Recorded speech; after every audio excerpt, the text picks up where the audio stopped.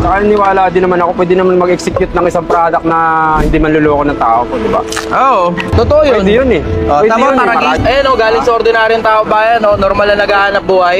Pwede Ikaw, yun. Taragis, talaga Taragis eh. Tamang mo, Taragis. idol. Wala, Pwede yun, tabad execute ka ka. kasi, Taragis. Gusto Pwede mong na. instant na kasikatan. Ayaw mo nung dahan-dahan na nakikilala ka ng publiko na matino yung hanap buhay mo. Gusto mo makilala ka kagad.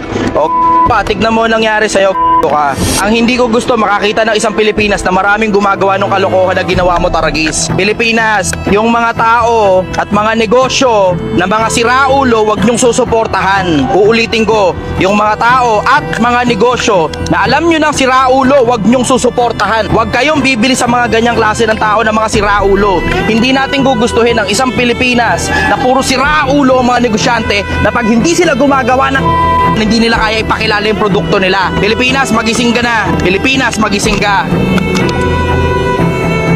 Hanggang sa dulo, mananatili pa rin akong sumasagot ng mga tanong.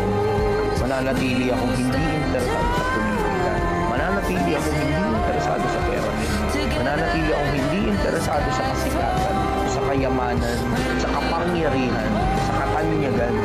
Mananatili pa rin akong sumasagot sa mga tanong ninyo sa pag-ibig at sa pagmamahal sa akin.